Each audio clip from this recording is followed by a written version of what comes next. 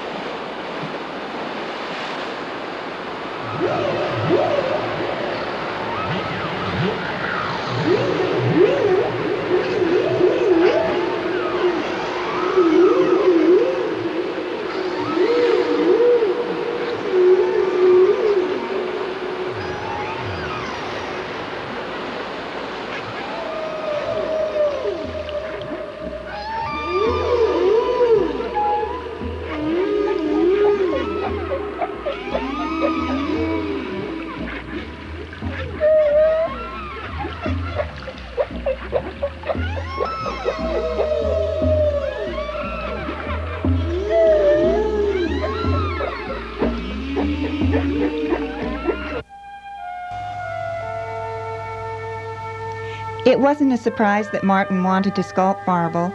He had been inspired by a book on Michelangelo's sculptures in fine white Italian Carrara marble. It was the statement one morning in August, "I need Carrara marble and I need to have it now." Where was he going to find Italian Carrara marble in Victoria? But he found it at Stuart's Monuments that day, and they wanted him to remove it right away. The base had held a statue of St. Francis of Assisi. So the hoist truck brought it to the driveway, then with pallet dolly, manpower with help from friend David and son Troy, and levers, the 1,500-pound cube was moved to his studio.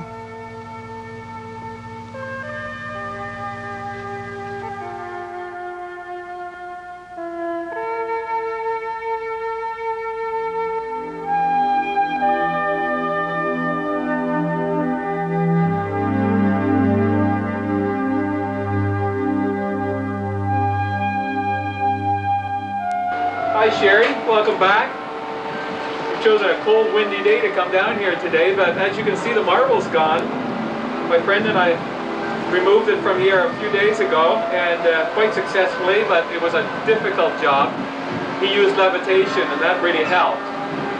So I'll take you into the studio, and I'll show you that we've got it started. So come on in.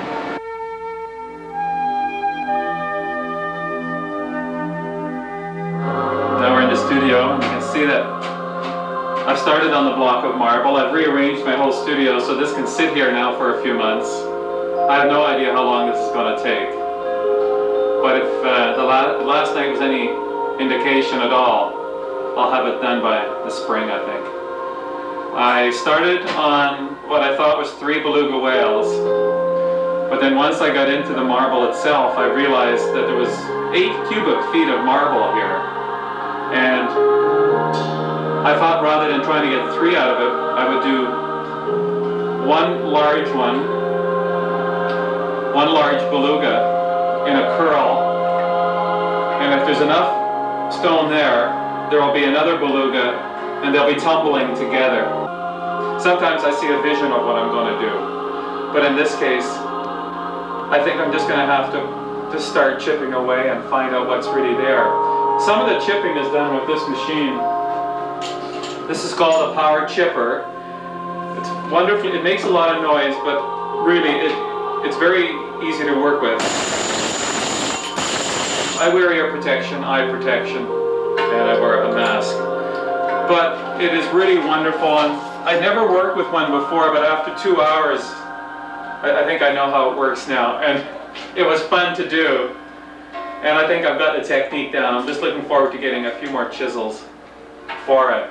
But I suppose I could just whip on a mask here and just show you what happens. The idea is that you push down on the marble, you are going to get a very smooth cut. If you chip up away at an open area, it'll chip off. I discovered that as I was working with it. So you can see it. You just take a good hold of it.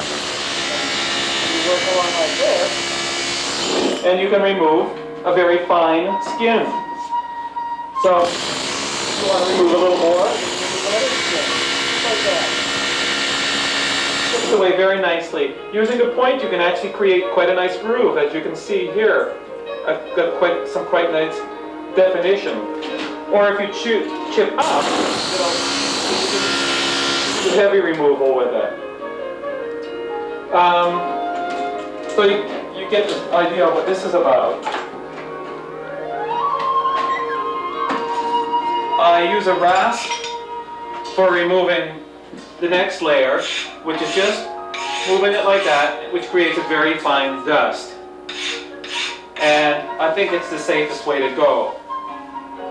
I also have done a lot of removal with, I bought a very expensive, well not very expensive, but I bought a good hammer, but I found it so heavy that there's going to be so much hammering, I think it's going to end up hurting my hands more than anything. And just a well-balanced hammer is terrific. It's just really all I need. And it's just, you can see it removes it quite nicely.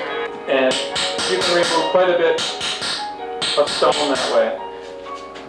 So, I've got different tools, carbide bits on chisels.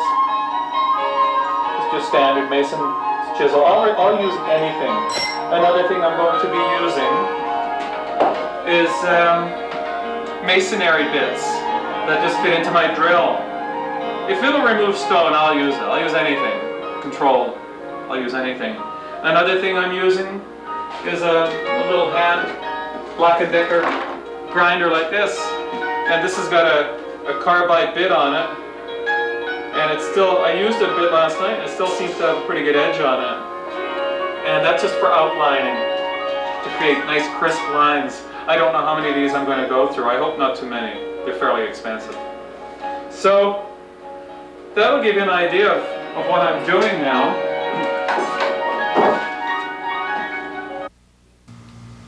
I'll use whatever tools I need to create my vision. For me, it's a development process. I don't want to be structured. I don't want to be stuck to any kind of finished drawing. I just want to go with the flow and allow it to happen.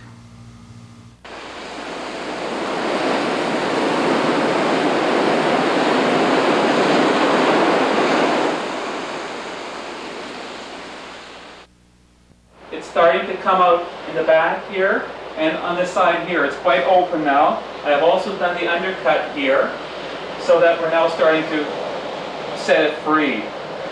And I've started the ridge over the top. We're going to be curling it down soon and working the head into this bottom corner on this side. And whatever happens in between will happen. I don't know right now what's going to happen.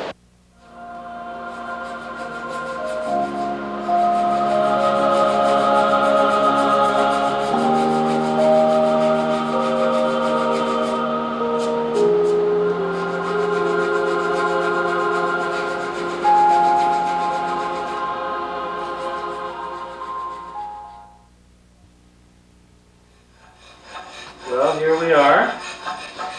Just putting the finishing touches here on the bottom of the flukes.